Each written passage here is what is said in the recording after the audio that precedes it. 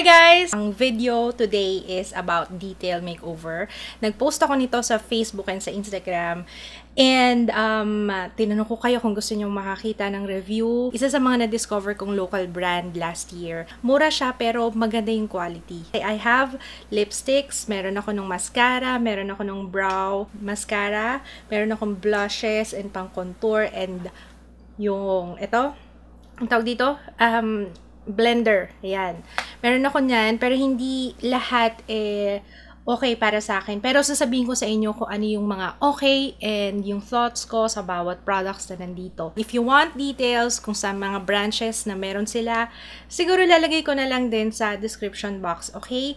So, let's start muna sa lipsticks kasi marami to. Unahin muna natin yung Stanic and yung Simply Matte. Then, after nung swatches, saka ko sasabihin yung aking thoughts dito sa mga lipsticks na to.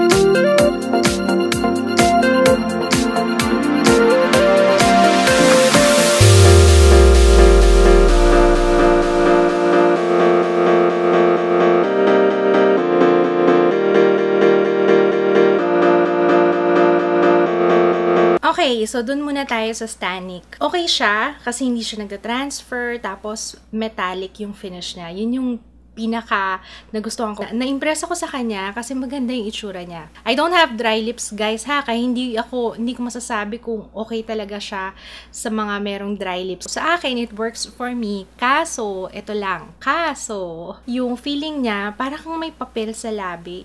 Tapos, hindi naman siya malagkit. Kasi may mga liquid lipsticks, yun ang hindi ko talaga matake. Yung pag malagkit yung lipstick sa lips ko, lalo na pag tapos kumain. Ito hindi siya lumalagkit, pero alam mo, medyo bothering siya para sa akin. Mabigat siya sa labi. Parang may papel. Pero yung color, okay sa akin. And yung finish niya, okay sa akin. 4 na shades lang yung meron sila. Probably, ang pinaka-favorite ko is this one. Yung Rigel. Yung Rigel yung pinaka-okay sa akin. Ang presyo nito, 245 pesos. So, mura, diba? Hindi ko pa na-try yung metallic na Kylie. Pero, I think, parang ganito siya. Pero ito kasi, mura lang. 245 pesos lang. Okay, so next naman is itong Simply Matte. First of all, I think, definitely, hindi lang I think, definitely binago nila yung formulation nung bagong labas nila. Kasi una, by the way guys ha, if ever you're wondering, pinadala sa akin to ng detail makeover, pero hindi ito sponsored video, okay? Ginawan ko lang talaga siya ng review kasi may potential tong products na. Balik tayo doon sa Simply Matte na lipsticks. 16 shades in total. Yung last 5 shades na na-swatch ko, definitely iba na yung formulation niya. Mas creamy na siya than before. Wala akong masyadong na-feel na tugging sa kanya nung ina-apply ko. And yung amoy niya nabago. First 11 shades, ang amoy niya, amoy stationery. Pero yung last na, amoy candy na. Yeah, yung bago, amoy amoy candy. Talagang nagpalit sila ng formulation, which is good kasi mas okay na siya sa application. Okay sa akin to, maganda yung Simply Matte. Ang suot ko ngayon, this one is Guilty. SM5 Guilty. Ito yung suot ko ngayon, this shade. Alam nyo, maganda siya. Para siyang Everbilena na matte. Pero, mas gusto ko kasi yung mga shades nito. Mas marami kang pagpipili ang shades. Personal preference na ito yung mga shades na okay para sa akin. I love the color selection. How it feels on the lips, very comfortable. Yung last 5 lang yung creamy. Pero yung first na shades, dahil iba yung formulation yun, medyo nag-struggle ako sa pag-a-apply kasi parang merong tugging, ganyan. Pero yung last, I think yun yung bago nila, wala nang tugging. Sa presyo niya na 149 pesos, ang mura niya. Sa mga merong dry lips or pag nakita nyong may part ng lips nyo na medyo nagbabakbak, ganyan, huwag kayong mag-apply kagad ng lipstick. Mag-exfoliate muna kayo, gamit kayo ng lip scrub. Alam nyo yung ginagawa ko, guys? Pag nagtutoothbrush ako, tapos isasama ko yung labi ko, na-exfoliate na rin siya, saka kayo mag-apply ng lipstick. Yeah, comfortable siya sa lips, wala akong problema. Pinaka-panalo talaga sa akin is yung presyo niya. It's 149 pesos lang. At saka yung color selection. Okay, so let's move on sa Detail Make Brow Mascara. Meron silang 3 shades. Blonde, light brown, and brown. So, yung gamit ko ngayon, this is brown. Although, hindi niyo masyadong makita dahil kakapiraso lang yung buhok ko sa kilay. Nag-surrounding kasi yan, guys. Kaya, akala nyo makapal yung kilay ko. Pero, hindi. Kaya pag naglalagay ako ng mascara, medyo struggle din on my part kasi kailangan yung wand maganda dahil kakapiraso lang yung buhok ko sa kilay. Yung wand nila, hindi ko type tong wand kasi medyo mataba. Medyo mahirap yung pag-a-apply, lalo na kung kakapiraso lang yung buhok nyo, kagaya ko. Pero okay yung longevity niya, maganda yung kulay. I have oily skin, so tumatagal naman siya buong araw sa akin. Sana nagkaroon lang sila ng medyo darker na shade, yun lang. Kasi yung gamit ko na is brown, pero parang medyo light pa rin siya. Next one is yung mascara.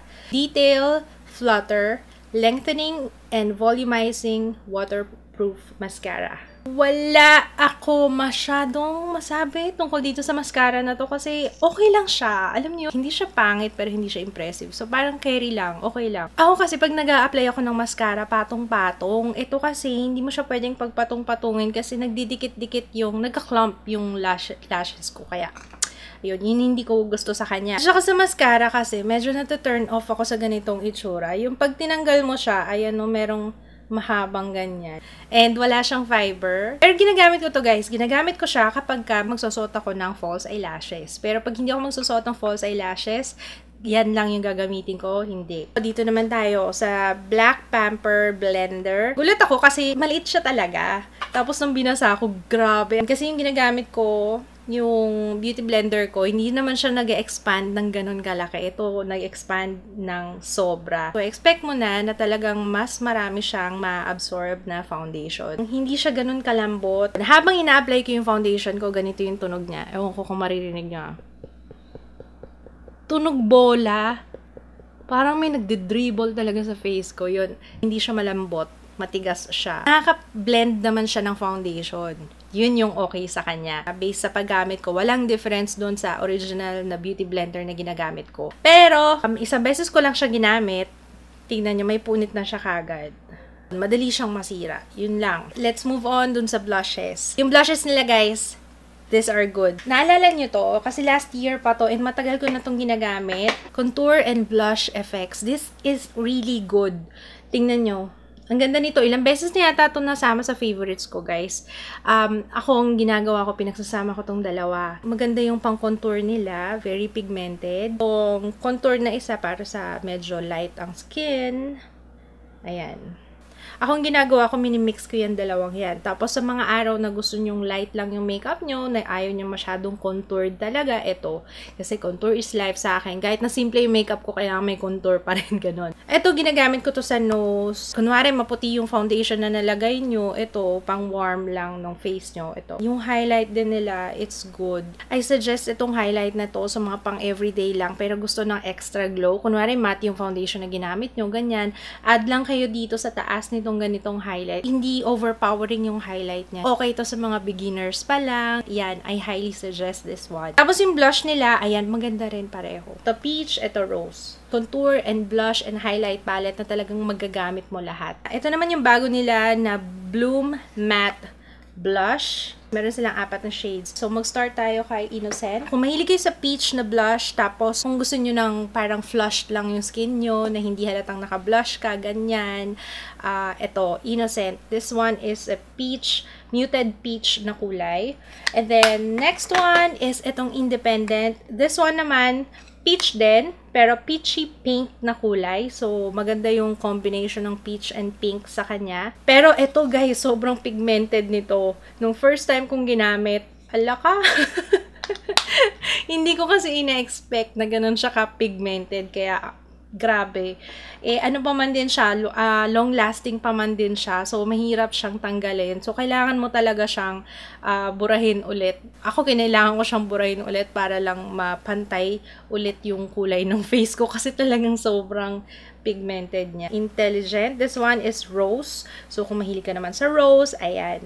And then, yung last one, ito ginagamit ko pang contour, yung Influential. Yun yung gamit kong contour ngayon. Medyo meron siyang deep reddish brown na kulay sa kanya. Pero sa akin, I don't mind. Okay lang. Basta as long as hindi siya orangey. Kasi doon ako medyo nag-aalangan pag medyo orangey yung contour ko. Pero yeah, this one is good. Okay, so that's it dito sa detail makeover review and swatches ko. Sana nakatulong sa mga naghahanap ng review nitong detail makeover.